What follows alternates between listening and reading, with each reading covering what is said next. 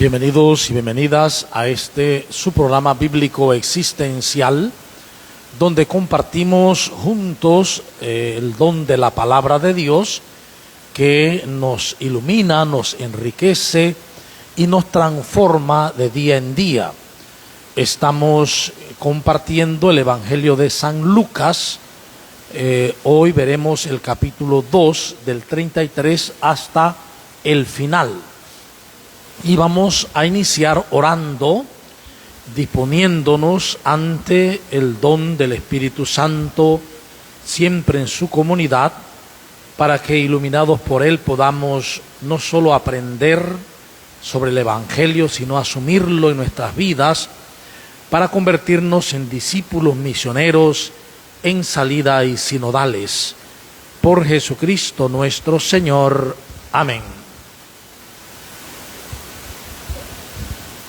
La última vez habíamos mirado el cántico de Simeón. Hoy veremos la profecía de Simeón.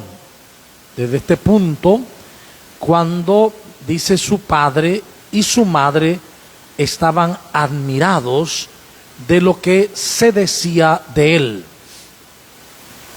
Simeón los bendijo y le dijo a María, su madre: este está puesto para caída y elevación de muchos en Israel, y como signo de contradicción. Y a ti misma una espada te atravesará el alma, a fin de que queden al descubierto las intenciones de muchos corazones.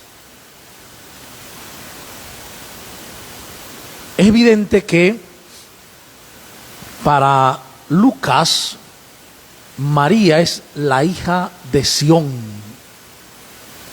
Es la personificación de Israel mismo. Israel es la hija de Sión, pero ahora en María se va a personificar. María es la nueva hija de Sión, y hay unas características que le dice aquí el autor, o les da. Primero, que María y José están admirados. Ellos están admirados por lo que se decía del niño. Ahí vemos algo importante. María y José no sabían qué iba a pasar con el niño. Ellos no tenían todo preclaro. No. Ellos fueron aprendiendo desde Jesús el camino del Señor. Entonces, por eso dice que estaban admirados por lo que se decía de él. Simeón los bendijo. Primer detalle también, hay una bendición de parte de Simeón. Y entonces le habla a María. Y miren lo que dice. Este niño está puesto para caída y elevación. Está usando los lenguajes proféticos, sobre todo el de Jeremías. Yo te mando a levantar y a destruir también, a elevar y a reducir. Entonces, está tomando este lenguaje profético el autor y dice: este niño está puesto para caída y elevación de muchos en Israel. Lo que está diciendo es: este niño, en la medida en que la gente le siga, se levantará, que en griego dice anastasen, y es la misma palabra para hablar de resucitar.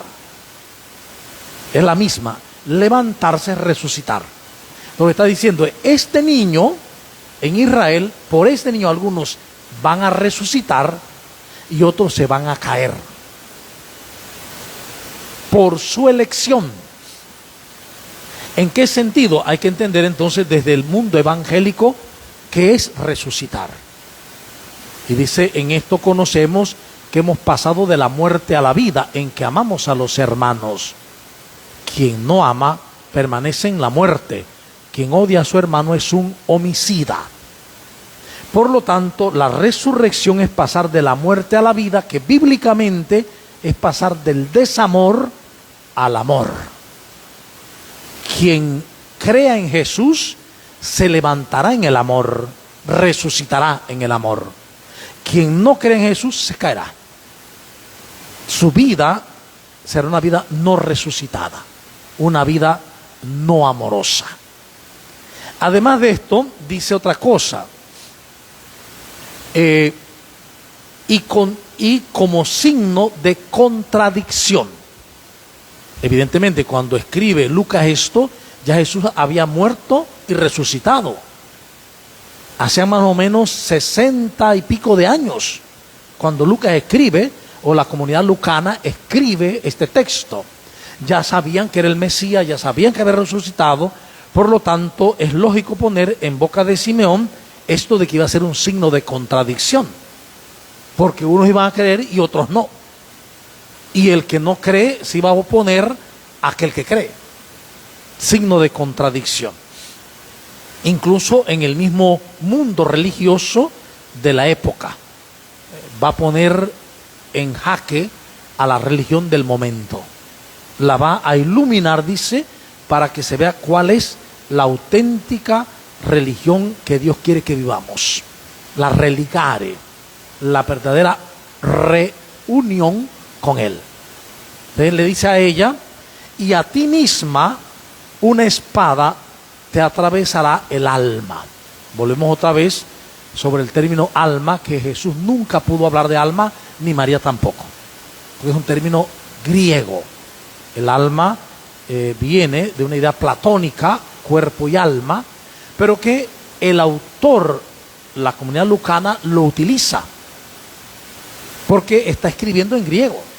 Entonces, para hablar de espíritu, prefiere hablar de alma, porque en ese mundo se entiende la palabra alma. Entonces, a ti te atravesará una espada el alma. Muchas veces interpretan eso como si fuera que iba a sufrir por la muerte de su hijo Jesús. Pero la espada está relacionada con la palabra, la espada de doble filo. Entonces, cuando dice una espada te atravesará el alma, tu vida misma, es que la palabra le iba a atravesar, la palabra de Dios. Porque si no le atraviesa la palabra de Dios, ella no va a comprender, ella no iba a entender todo lo que se iba a venir después. Entonces, es importante eso: una espada te atravesará tu vida, a fin de que queden al descubierto. O sea, el fin de que la espada la atraviese, la palabra la atraviese, es que se den cuenta que con Jesús queden al descubierto las intenciones de los corazones. Con Jesús se va a definir la intención de cada corazón. No hay más. O vivo en el amor o vivo en el desamor. O vivo dando amor o vivo clamando amor. No hay más. Entonces, la intención de dar amor o la intención de clamar amor queda al descubierto con Jesús. Con esa palabra hecha carne que atraviesa la vida de María. La palabra hecha carne, Jesús. Luego de esto encontramos podríamos decir, una parte nueva, y es a Ana, la profetisa Ana, o la profecía de Ana. Entonces hay que ver los signos aquí. Dice: había también una profetisa. Hay que entender que en tiempo de Jesús la mujer no valía. De hecho, el testimonio de una mujer no valía, como la de un niño tampoco. No valía el testimonio de una mujer. Entonces, que salga una profetisa, cuando en esa época no había profetas. Recuerden que pasaron 400 años sin profeta hasta Juan el Bautista. Y luego con Jesús, que él se llama y se denomina el profeta. El ungido, sí, el Masías ungido, el profeta. Y ahora dice que hay una profetisa. Es un detalle interesantísimo. Una mujer. Entonces hay que ver los nombres, porque aquí indica algo mucho más profundo. Ana significa misericordia de Dios. Entonces, esta profetisa es la misericordia de Dios. Esta mujer dice, hija de Fanuel. Fanu es luz y él se refiere a Dios. Luz de Dios. O sea, la misericordia de Dios es hija de la luz de Dios. Es un detalle interesantísimo. Y es de la tribu de Aser. Aser es la tribu. Si ustedes buscan en el diccionario allí, ¿qué significa bíblicamente Aser? Lo van a encontrar. Búsquenlo, ¿qué significa Aser en la Biblia?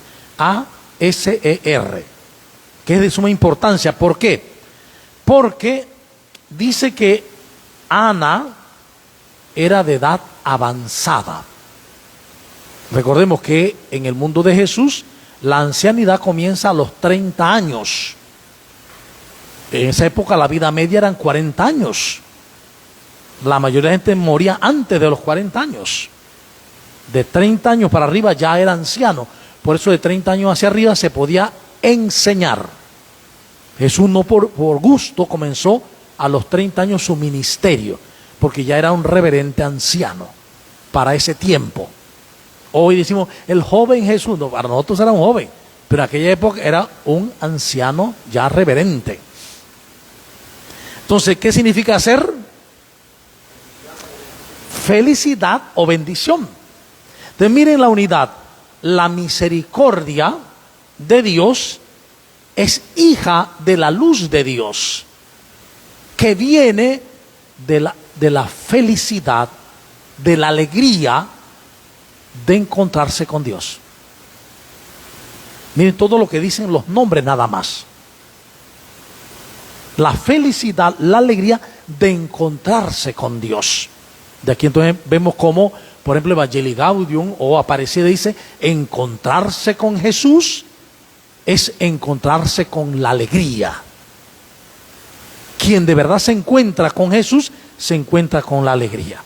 Entonces dice el texto, ella era anciana, dice, casada en su juventud, había vivido 7 años con su marido y luego quedó viuda hasta los 84 años.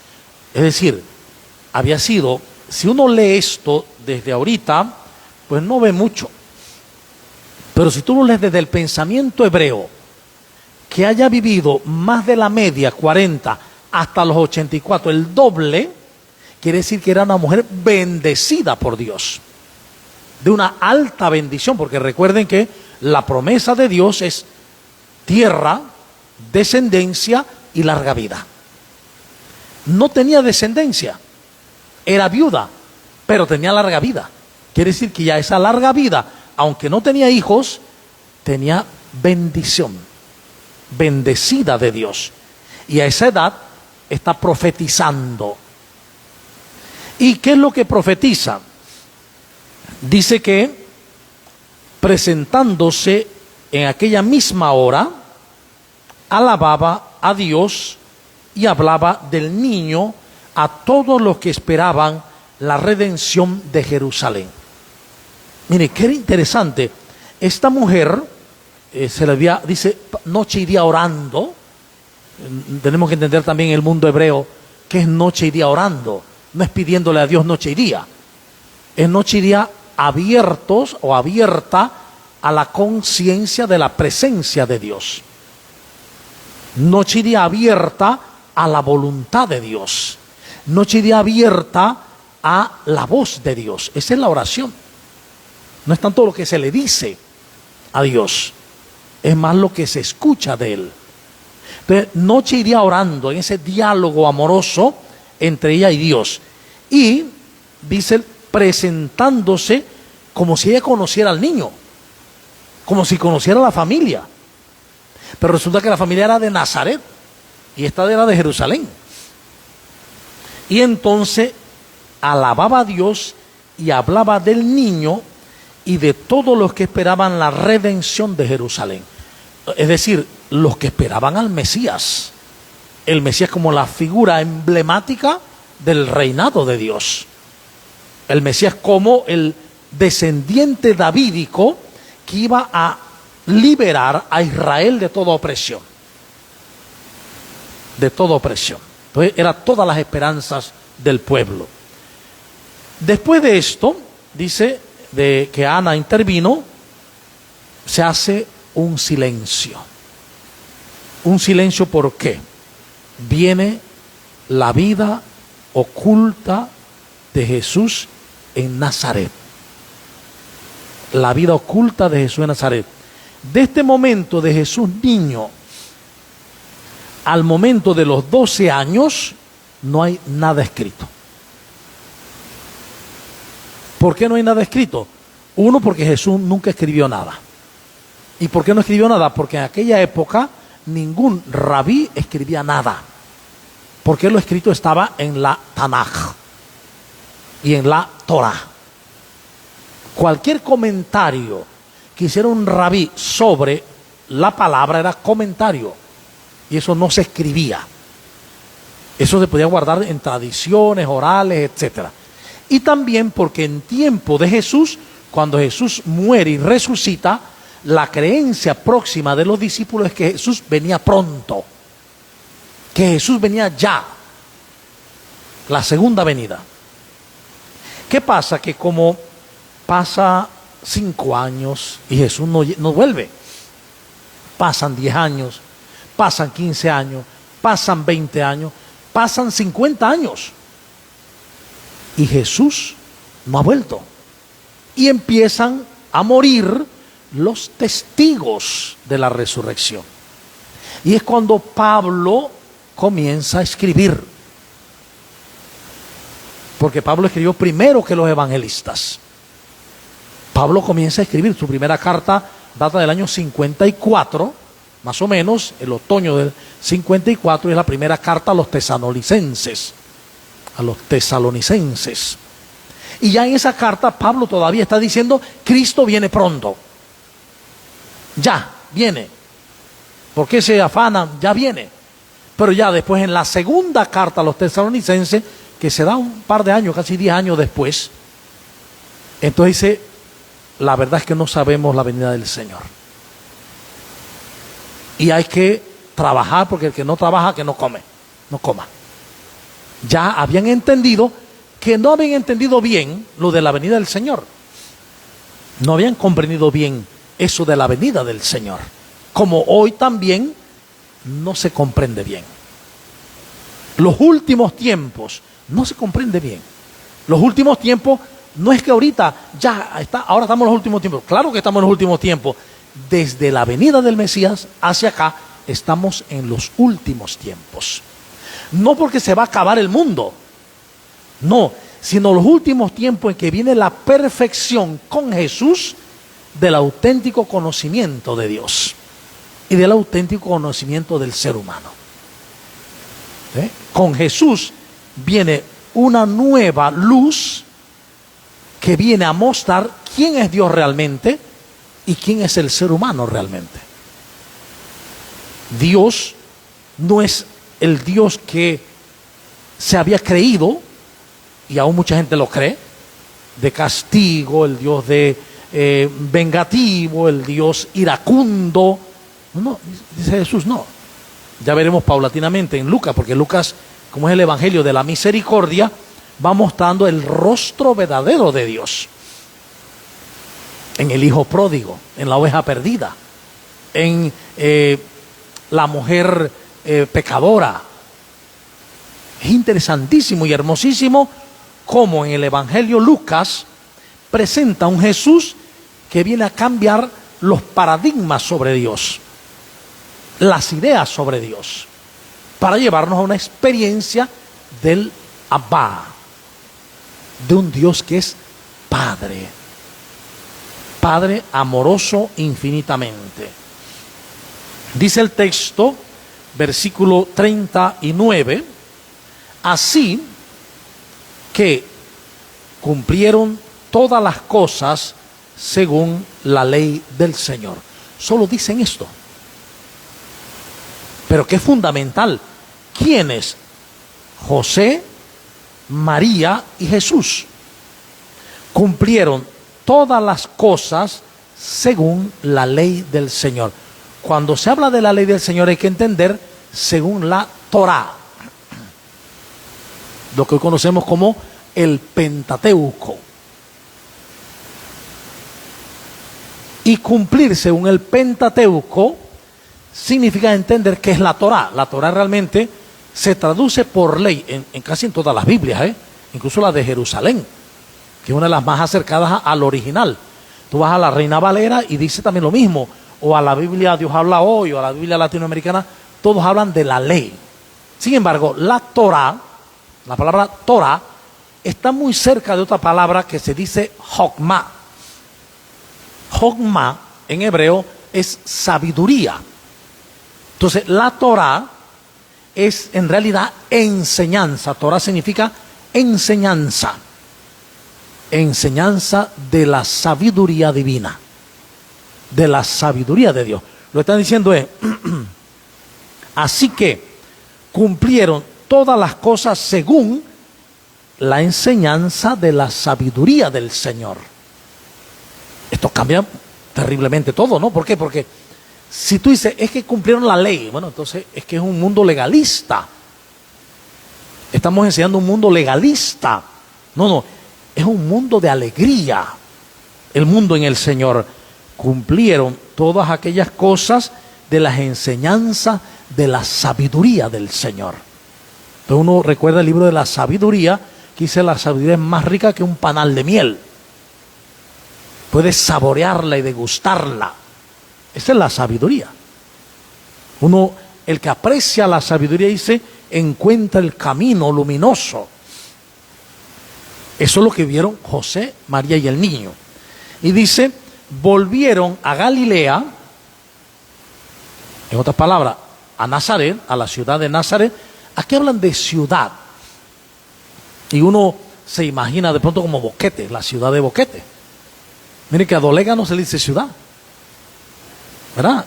Se le dice a la ciudad de Boquete, la ciudad de la Concepción, la ciudad de David, pero a Dolega, Algarroba, no. Entonces, cuando uno habla de ciudad, uno se puede transportar desde el conocimiento actual de las ciudades que uno conoce. No, en aquel tiempo hablar de ciudad era un pueblito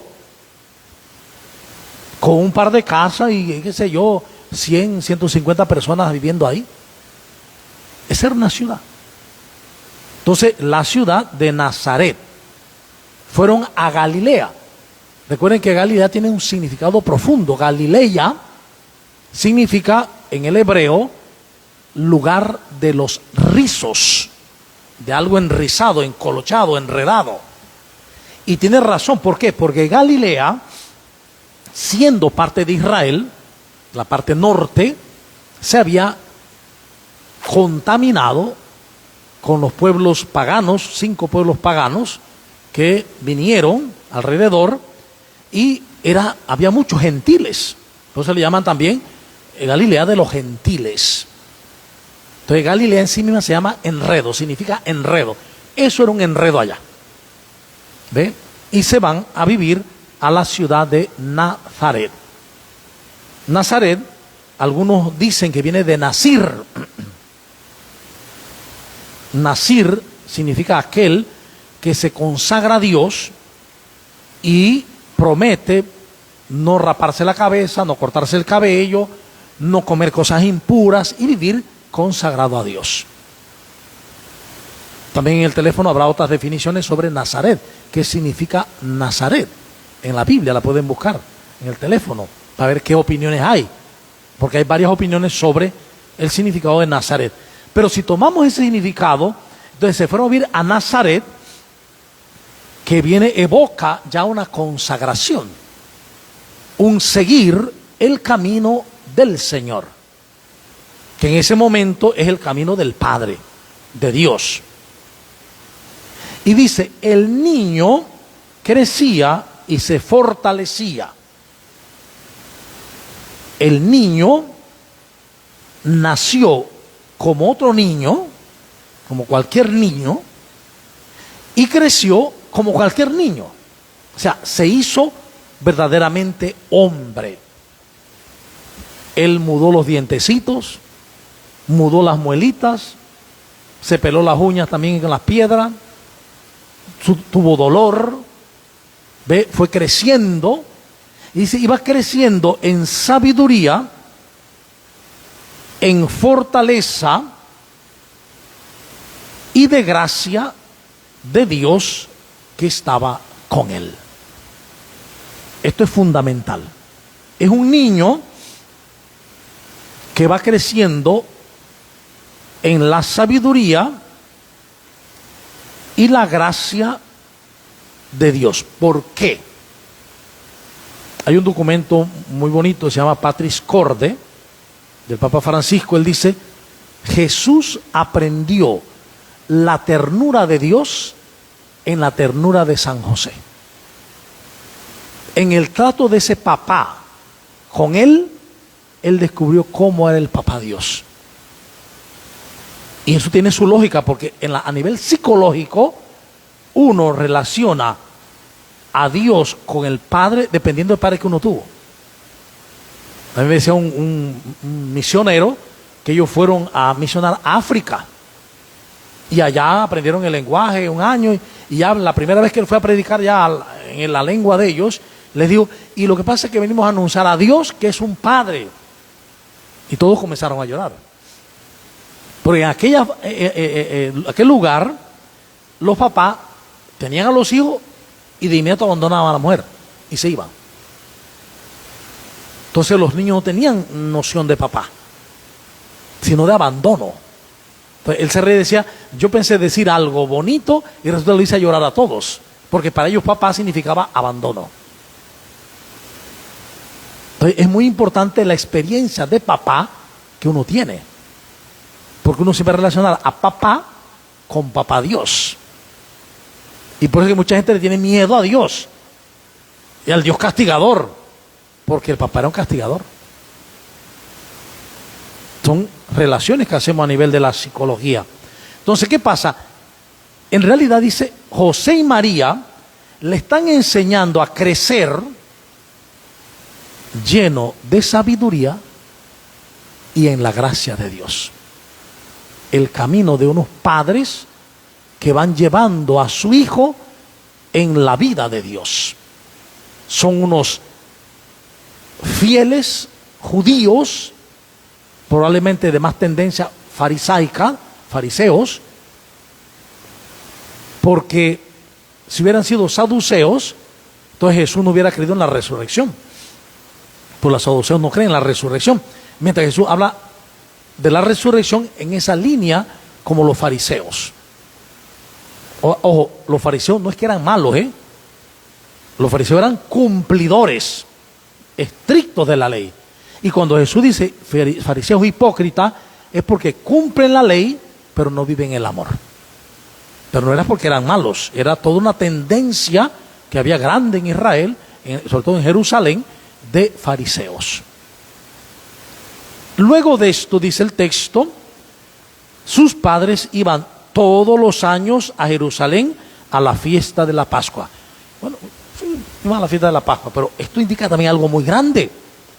Quiere decir que los papás de Jesús eran fieles seguidores de la tradición de la liberación. Celebrar la Pascua es celebrar la libertad. No se puede celebrar la Pascua sin libertad. Por eso no la celebraban allá en Egipto. Fue hasta cuando salen de Egipto que celebran la Pascua. El paso de Dios. No se puede celebrar el paso de Dios si no hay libertad. Y esto es lógico, antropológico. Una mujer casada con su esposo y el esposo le da puño, o el esposo la maltrata, o viceversa, una mujer que maltrata a su marido, ¿qué va a celebrar él o ella? ¿Qué libertad van a celebrar? Ninguna. ¿Qué Pascua van a celebrar? Ninguna. ¿Qué paso de Dios va a celebrar en su casa? Ninguno. Porque el paso de Dios ha sido interrumpido por la violencia, por la esclavitud. Entonces, solo los libres pueden celebrar la Pascua. Y eso es válido hoy. el que no ama, el que está lleno de resentimiento, el que está lleno de juicio, no celebra la Pascua, no puede hacerlo, aunque cante y baile en la Pascua. Aunque cantemos y después de cantar, pues hagamos un acto como hermanos, no vivo la Pascua, no puedo vivirla. No es que no quiero, es que no puedo. Porque yo estoy impidiendo el paso del Señor. Porque no tengo libertad. La libertad de los hijos de Dios. ¿Sí? Recuerden que dice Pablo, esa libertad que no hace acepción entre griego y judío, entre mujer y hombre. Contrario a la mentalidad anterior, que la mujer era a un lado y el hombre era exalzado. No, aquí no se hace, aquí todo es igual, hombre y mujer, judío y pagano. Esa libertad se requiere hoy también, que es la libertad del amor. Solo el que tiene la libertad del amor celebra auténticamente la Pascua, el paso del Señor por su vida. Lo demás se queda como una parafernalia externa, algo que se quedó en el exterior, pero que no muestra el paso de Dios en la vida. ¿Cómo se ve el paso de Dios en la vida? Cuando uno va creciendo en sabiduría y en gracia de Dios. Cuando tú creces en sabiduría y en esa gracia de Dios continua, en esa vida de Dios, tu vida relacional se vuelve cada vez más vida de amor. Y eso indica el paso de amor de Dios por tu vida. Si es todo lo contrario, estoy en la iglesia, en las comunidades, las pastorales, y yo estoy lleno de rabia y de pelea y de envidia y de juicio, entonces no he dejado pasar a Dios. Dios no pasa en mí.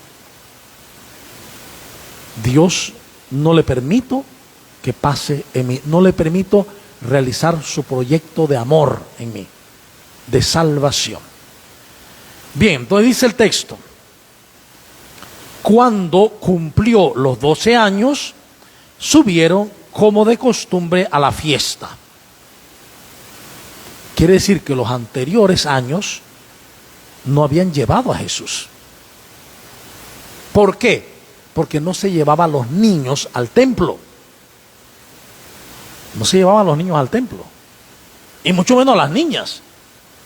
Es la tradición que dicen por ahí, no, que María cuando estaba chiquita la metieron al templo y estuvo con otras niñas allá guardadas. Eso es falso. Eso no tiene nada que ver con la tradición hebrea. Al templo van los hombres y la mujer tiene su lugar también, pero aparte. Y van los hombres cuando tienen cumplido ya los 12 años. ¿Por qué? Porque van allá, los que hemos estado en Jerusalén, a mí me tocó, cuando estuve allá, ver una liturgia de Bar Mitzvah, de varios niños que le estaban haciendo el rito del paso de ser niño a ser hombre. Allá no hay adolescente. Eso que los adolescentes aquí, que tiene 20 años y 30 años de adolescente, no. Allá, ¿eres niño o eres hombre?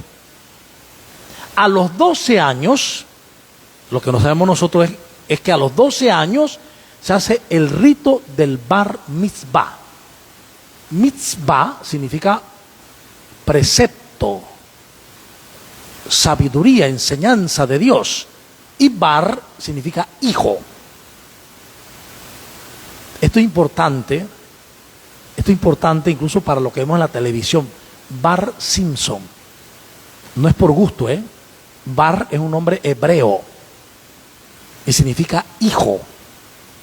Entonces, Bar Mitzvah significa hijo del precepto. Cuando ellos recibían este rito, dejaban de ser niños y se volvían hombres. Por eso es que el niño perdido en el templo es porque lo hemos hecho desde acá, desde Occidente. Entonces, como tenía 12 años, era un niño, se perdió en el templo. No se perdió nada. Ni se perdió, ni fue hallado, nada. Porque miren lo que dice el texto. Que a los 12 años subieron como de costumbre a la fiesta. ¿Cómo que subieron si venían de Galilea, que viene bajando? ¿Cómo que subieron? Porque en la tradición hebrea a Jerusalén siempre se sube. Venga de donde venga, a Jerusalén se sube. Porque es el punto más alto de encuentro con Dios, con Yahvé. Y dice que entonces, al volverse ellos, pasados los días, el niño Jesús se quedó en Jerusalén sin saberlo sus padres. Aquí dice el texto, el niño Jesús. Pero eso no lo dice el original. Dice, Jesús se quedó. El niño Jesús se le pone acá, en Occidente, porque para nosotros el que tiene 12 años es un niño, claro. Pero no era un niño, era el hombre Jesús ya. Ya siendo un hombre, se queda en el templo. ¿Y qué quedó haciendo? Dice, creyendo que estaba en la caravana, hicieron un día de camino. Oiga, esto es un poco raro. Si usted tiene ahora un niño, una niña de 11, 10 años, 11 años, y usted va a la feria, usted lo suelta por ahí que se vea, y usted espera un día, 2 días para darse cuenta que estaba perdido. No, ¿verdad? Soy ilógico. Porque es un arreglo que se hizo para poder entenderlo de niño, que no era niño. Entonces dice, creyendo que estaba en la caravana, hicieron un día de camino. Un día de camino es bastante tiempo, y bastante distancia, lejos. O sea, uno un día de camino puede perfectamente llegar, qué sé yo, más allá de Tolé, fácilmente. Y si buen caminante, pues ya hasta Santiago, si es buen caminante, ¿no? Dice, y le buscaban entre los parientes y conocidos, pero al no encontrarlo, se volvieron a Jerusalén en su busca.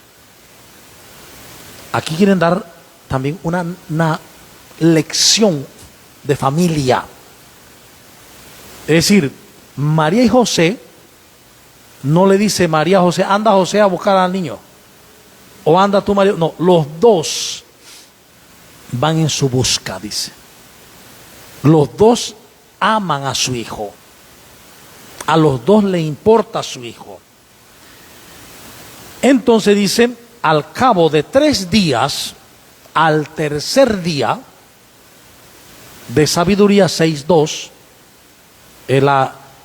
esta norma, por esa forma de al tercer día de Oseas, es siempre el tiempo en que Dios actúa. Dios siempre salva a su hijo al tercer día. No deja que pasen 3 días sin salvar a sus hijos. Por eso al tercer día es que lo encuentran. Al tercer día es que Jesús resucita. Que no significa 3 días, sino al tercer día. Es un término teológico. Al tercer día, dice, lo encuentran. ¿Cómo lo encuentran? En el templo, sentado en medio de los maestros, escuchándoles y haciéndole preguntas. Ya es un hombre y le interesa saber sobre lo que los maestros enseñan. Se va allá al templo. Miren. Y dice el texto, todos los que lo oían estaban desconcertados por su inteligencia y sus respuestas. O sea, era un chico inteligente. Daba respuestas, no solo preguntaba, daba respuestas también. Es un hombre ya y está mostrándose como alguien inteligente. Ahora bien, algo importante aquí. Dice, bueno, pero es que él iba en camino de ser maestro. No. Porque en el mundo hebreo las profesiones se heredan. Un maestro, rabí, es hijo de un rabí. Un sacerdote tiene que ser hijo de un sacerdote. Un carpintero es hijo de un carpintero. Entonces, un carpintero no puede hacerse rabí. Eso es imposible. Y menos en ese tiempo. Por eso es que continuamente veremos que los fariseos, los saduceos, están probando a Jesús. Porque de tradición, Jesús no es maestro por tradición. Es maestro porque Él se ha declarado maestro. Porque Él ha mostrado la sabiduría de Dios. Ven lo difícil que fue ese momento. Cuando Jesús comienza a enseñar, de seguro que se le pararon y dijeron: usted no puede enseñar. Si usted no, usted es un carpintero, vaya allá a su taller. Y Jesús: no, es que yo vengo de parte de mi Padre. Su ser maestro viene de parte del Padre, que le envía, ¿no? El texto va diciendo entonces, cuando le vieron, quedaron sorprendidos, y su madre le dijo: hijo, ¿por qué nos has hecho esto? ¿Qué es lo que le ha hecho Jesús a ellos? El texto pareciera que dijera: hijo, te has portado mal con nosotros. Te quedaste y no nos dijiste nada. Si nos hubiera dicho que te quedabas, pues entendíamos, eres un hombre ya y te puedes quedar en el templo. Pero no nos ha dicho nada. ¿Por qué nos has hecho esto? ¿Sí? Entonces dice: tu padre y yo, angustiados, te andábamos buscando.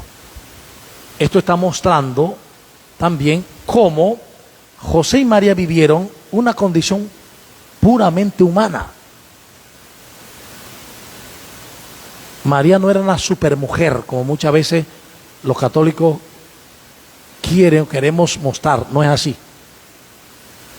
María fue una mujer, y como José también, y vivieron las angustias de ser padre, donde muchas veces uno no sabe qué va a pasar con los hijos, y si se enferman, si les pasa algo. Todo eso lo vivió. O sea, no cree que Jesús nunca pasó por un resfriado. No. Claro, pasó por todo lo que sufre el pueblo. Entonces estaban, dice, angustiados. ¿Cuántos padres hoy están angustiados por sus hijos? Y la pregunta es: ¿los buscan? ¿Y dónde los encuentran? De seguro muchas veces no es en el templo. Los encuentran en la discoteca, los encuentran en otro lado, pero no en el templo.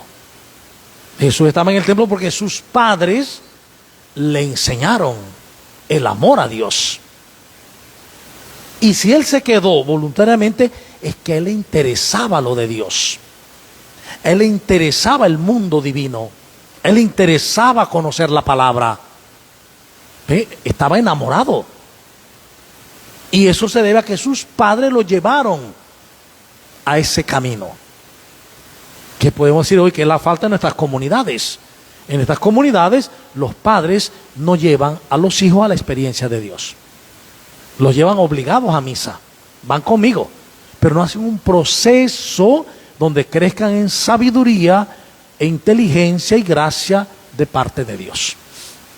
Entonces, claro, cuando pasa eso, cuando ya crecen, no quieren ir a la iglesia. Lo llevan mientras están niños, ya después no queremos ir. Porque fuimos porque nuestros padres nos llevaban. Pero fíjense que a Jesús, él se queda porque él siente en su corazón algo profundo.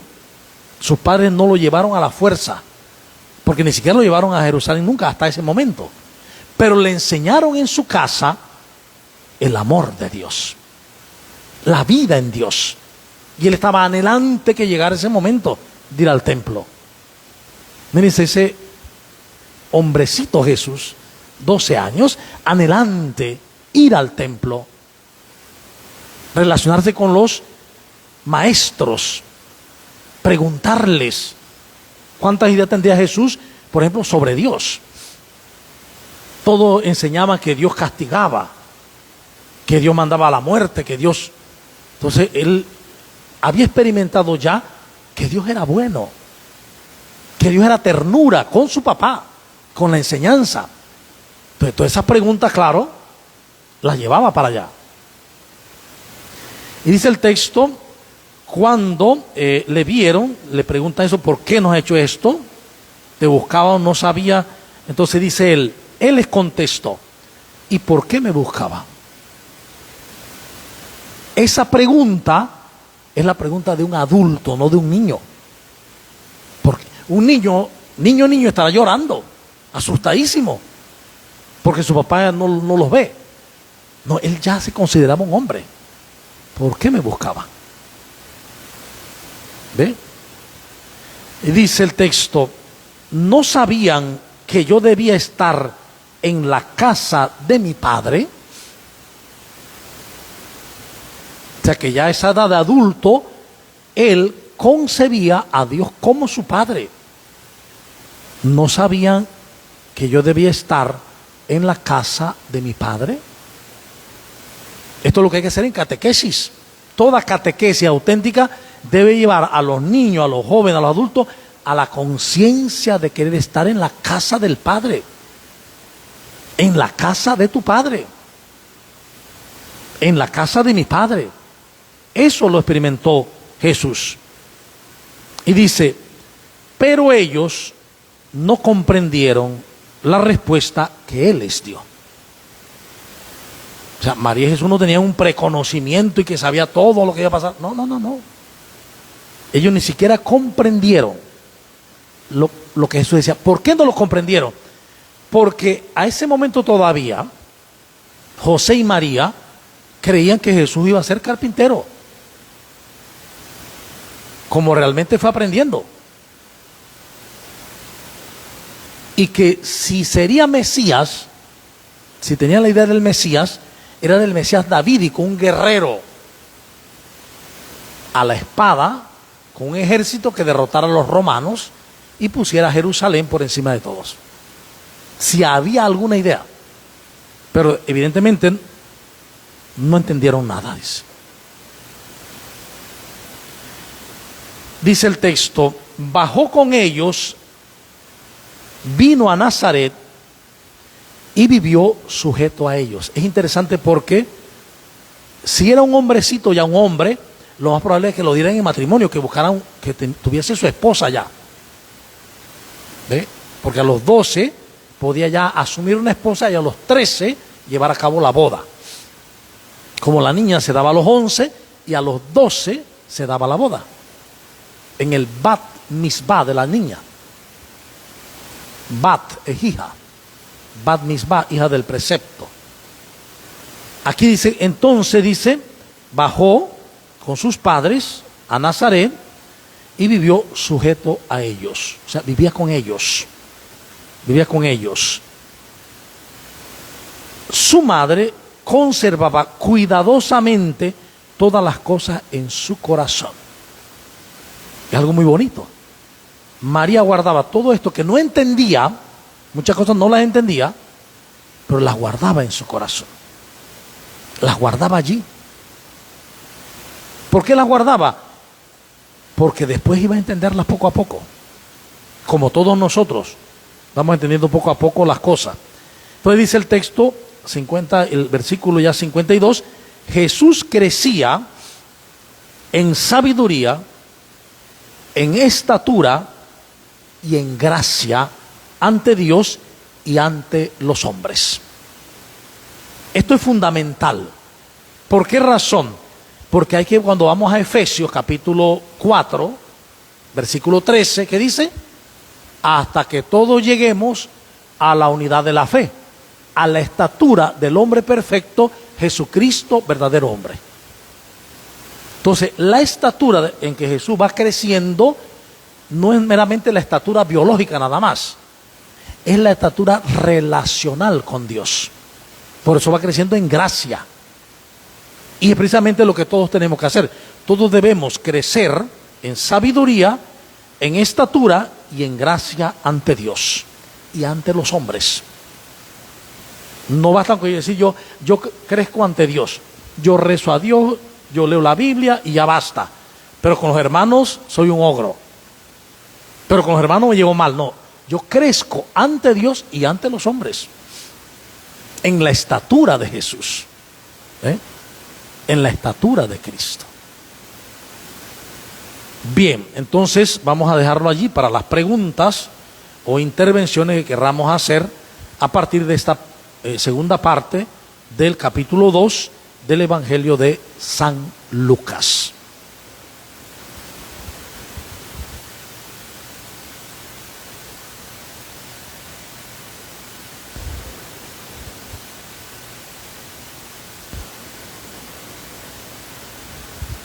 Todo está muy claro, clarísimo. A ver, hay una pregunta ya. Buenas noches. Padre, usted mencionó que se hizo un arreglo ahí en el asunto, en el versículo donde dice que ellos habían caminado un día. Entonces, en un momento yo había leído como el asunto de las caravanas organizadas por edad. ¿Era así? A veces iba en caravanas, a veces no. Pero el arreglo está en que dicen que es un niño, cuando no era un niño. Ya cuando hace el rito del bar mitzvah, se vuelve hombre. Entonces el arreglo es, y el niño se quedó en el templo. No, no es niño. Era un hombre ya. Lo otro es que, como que yo no había caído en cuenta, en ese asunto pues de heredar las profesiones, y lógicamente Jesús debía haber sido el carpintero también, ¿no? Y que posteriormente pues aparece como el maestro. O sea, eso tuvo que haber sido también, bueno, lógicamente María observaba todo, porque es que María no era ninguna bobita. O sea, yo digo, yo siempre admiraba a María, y yo digo, es una mujer así como, decimos nosotros, así como bien bellaca, ¿no? Pero fíjense que es tan duro el golpe. Él aprende la carpintería, que no es carpintero meramente como hoy, sino que es maestro de obras, de todo. En Nazaret, la familia de Nazaret no era una familia pobretona, como hemos creído. El ser tecnos, que incluye pues el albañil, el maestro de obra, el aserrador, el ser eso era ser más o menos hoy como ser profesor de colegio, sociedad media. No eran pobretones. No es un profesor o arquitecto profesor, algo así, sociedad media. Entonces, ¿qué pasa? Jesús aprende el oficio, de hecho lo llaman el carpintero, Jesús el carpintero. Pero cuando Jesús ve que es a los 30 años, que está todo el tema que ya veremos, el tema del bautismo, que ya lo vimos, ¿no? ¿Qué pasa? Que el Espíritu Santo, él se abre al Espíritu del amor de Dios y descubre que el Espíritu del amor de Dios lo lleva, lo empuja y lo lleva a la gente para liberar a la gente del sufrimiento, del hambre, de la enfermedad y de las relaciones malas. Cuando él comienza eso, entonces lo empieza a ver como un rabí. Pero resulta que ese rabí, iremos viendo en el transcurso de los capítulos, enseña distinto a los demás rabí. Tan distinto que a veces el paradigma es totalmente contrario. Y entonces María y los hermanos, dice la familia, creía que se había vuelto loco. Y vemos el texto, dice, María y los hermanos vinieron a buscarlo porque creían que había enloquecido. María creía que había enloquecido su hijo por la forma de hablar, por las cosas que decía, porque no enseñaba como los rabí comunes. Enseñaba a un Dios misericordioso, a un Padre amoroso, a no juzgar a nadie, a no señalar a nadie, a perdonar 70 veces 7, a amar a los enemigos. Este está loco. O sea que para nosotros es muy simple, pero en ese momento fue algo muy, muy fuerte. Buenas noches, hermanos, padre. A mí me llama algo la atención, un comentario más bien sobre el relato bíblico de hoy. Jesús tenía 12 años cuando llegó al templo, pero los propios rabíes veían que él se expresaba con conocimiento, con sabiduría, o sea, quedaban sorprendidos. Pero yo entiendo que en esos tiempos la ley estaba escrita en papiros, no era un libro como tal, sino hojas que me imagino que no eran del acceso de todo el mundo tampoco. Rollos. Eran rollos. Entonces, yo creo o quiero pensar que mucho de ese conocimiento vino de José, porque si yo soy, y en una sociedad tan cerrada y tan oculta para niños y mujeres, ¿de dónde le iba a venir la sabiduría? Evidentemente José también hizo su bar mitzvah y a partir de ese día puede tener un maestro que le enseñe. Y entonces el maestro que le enseña a los estudiantes a aprenderse de memoria la Torá, incluso algunos salmos, algunos textos de los profetas, de memoria. Entonces, efectivamente, los rollos no se podían llevar a la casa, eso estaba en el templo o en la sinagoga. Entonces, ¿cómo se daba el conocimiento? De memoria, y eso lo hacían los rabí.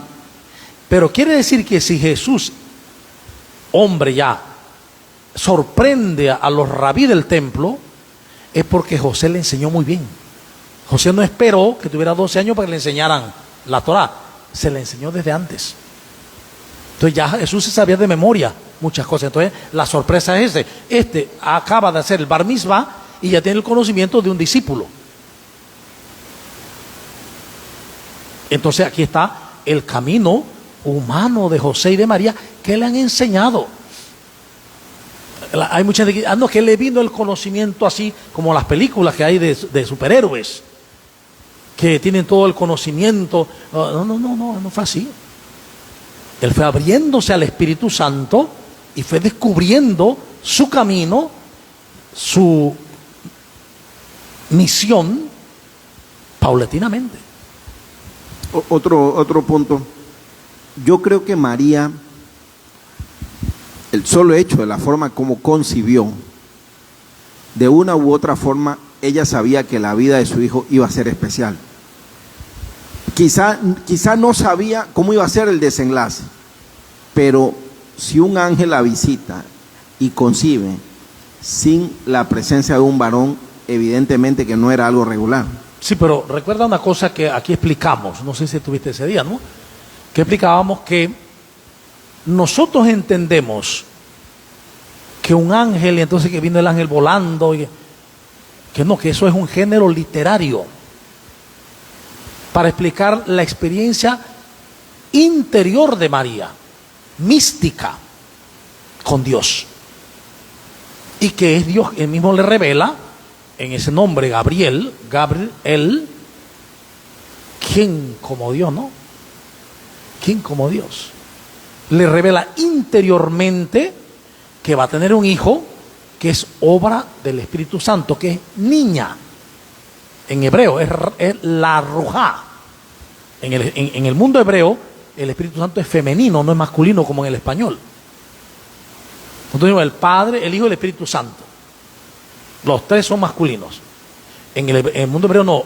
El Padre se ve como masculino, el Hijo, en el caso de los judíos creyentes en Jesús, masculino, y el Espíritu Santo, la Ruá, es femenino. Femenina, pues.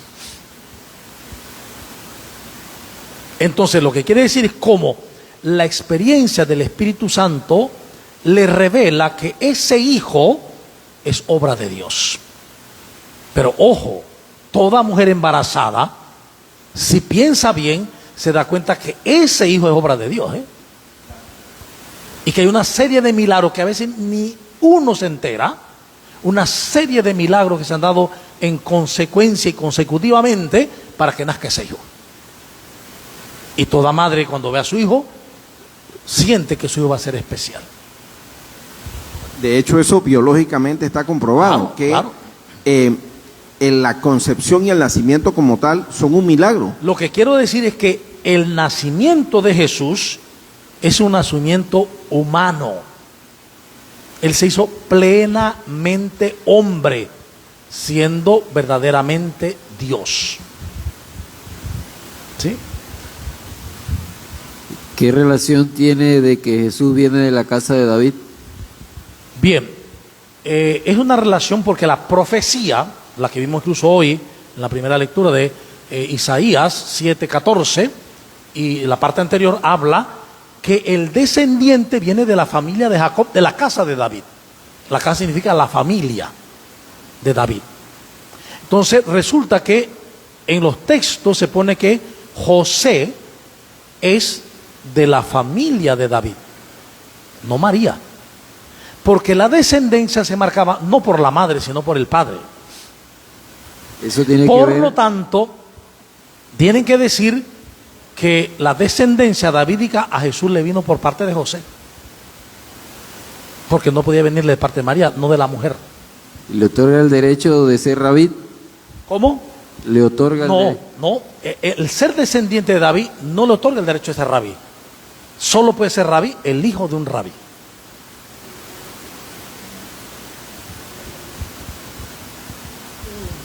Padre, una inquietud. Los primeros escritos fueron después del año 54 y las cartas, ¿verdad?, tesalonicenses. Si los escritos hubiesen aparecido antes de ese periodo, ¿no sería más fácil para la humanidad que internalizáramos de que somos de raza divina? Bueno, es que los escritos comienzan con Pablo y algunas comunidades paulinas, y luego, como expliqué, es que se escriben los evangelios, porque en ese espacio todo se hacía oralmente. Los seguidores de Joshua, que todavía no se llaman cristianos, eran judíos, que vivieron dentro del mundo judío allí, los primeros, y eran vistos como una facción judía, como era la facción de los fariseos, la facción de los saduceos, o los esenios de Qumran, o los celosos. Pero los seguidores primeros de Joshua nacieron judíos y murieron judíos, pero siguiendo a Joshua, el judío. Entonces, al igual que el pueblo judío, se transmitían oralmente, después que Jesús muere y resucita, se transmiten los recuerdos de Jesús, lo que han dicho de Jesús, los que conocieron a Jesús, y luego cuando pasan los años se suma la experiencia de las comunidades sobre Jesús. Las comunidades experimentan que Jesús está vivo, que está con ellos, que lo que Él dijo se está cumpliendo en la vida de las comunidades. Entonces los relatos van fundiéndose, relatos sobre Jesús histórico y relatos sobre el Cristo de la fe en una sola amalgama de relatos. Pero eso era oral, no era que no había, estaba, pero oral. De hecho hay una fuente perdida que puede ser antes de Marcos o contemporánea a Marcos, que se llama la fuente Q. ¿Por qué? Porque sabemos que Marcos aprendió de Lucas. Marcos aprendió de Pablo. Marcos fue secretario de Pablo y de Pedro. Entonces Juan Marcos aprende de Pablo, porque Marcos no conoció a Jesús, como Pablo tampoco lo conoció. No lo conocieron así personalmente. Entonces, ¿qué pasa? Que Marcos toma de Pablo y de Pedro y escribe su evangelio. Pero Mateo y Lucas toman de Marcos, pero hay una parte que no aparece en Marcos. Entonces, lógico, lo tomaron de otro evangelio que había, que es la fuente Q, como se llama en el estudio bíblico, la fuente Q. Entonces, esa fuente Q no ha aparecido nunca un original ni una copia, pero se ha ido reconstruyendo desde Lucas y Mateo. Lo que no está en Marcos procede probablemente de esa fuente Q. Entonces, tomando de Marcos y Mateo lo diferente, de Lucas y Mateo lo diferente de Marcos, se ha ido recuperando la fuente Q. Hoy uno puede entrar en internet y buscar la fuente Q y te aparece. Pero recuperándola así. Y Juan escribió muchos años ya. Juan escribió 70 años después. Te imaginas que uno escriba 70 años después de que pasó algo. Claro. O sea, en el año 90, ¿sí? 100. Entonces, cuando tú escribes algo de 100 años después, ya tú escribes la experiencia de la comunidad con ese Jesús resucitado, y por eso Juan es totalmente distinto. Juan cambia todo el panorama de los otros evangelios, mientras que en Mateo y los otros está en la expulsión del templo de los mercaderes al final ya del templo, de la vida de Jesús. En Juan está al principio, en el capítulo 2.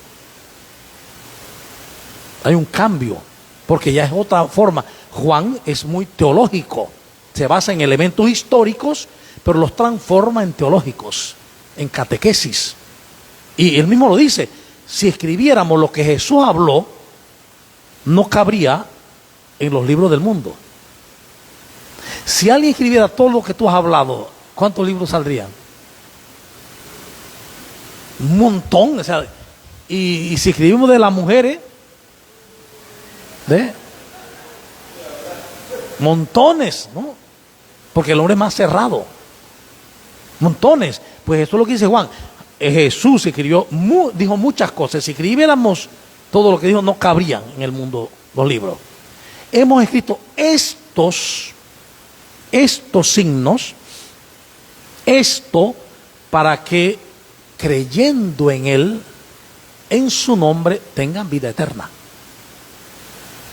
O sea, Él ha confeccionado un estudio desde la historia, pero teológico, catequético, para suscitar la fe, para que descubramos que el mismo Jesús de hace 2000 años es el de hoy.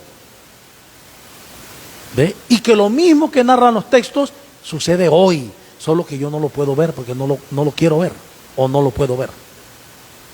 El Jesús de ayer es el mismo de hoy y siempre, el mismo. Es más, si hoy creemos en Jesús, nosotros mismos haremos lo que Él hizo y aún cosas mayores. ¿Ve? Fabuloso. Bien, entonces terminamos con una oración. Te damos gracias, Padre de infinita bondad, por tu palabra hecha carne. Gracias porque nos iluminas con tu Espíritu Santo para descubrir el camino de tu verdad, que es camino de Jesús, el Cristo, camino de amor a los hermanos y hermanas como Él nos ha amado. Que podamos asumir ese camino de amor y compasión para construir comunidades auténticamente seguidoras del Maestro, auténticamente mesiánicas, cristificadas por Jesucristo nuestro Señor. Amén. En nombre del Padre, y del Hijo, y del Espíritu Santo. Les agradecemos la atención y recordamos, pues, el próximo martes a la misma hora nos encontramos. Mil bendiciones.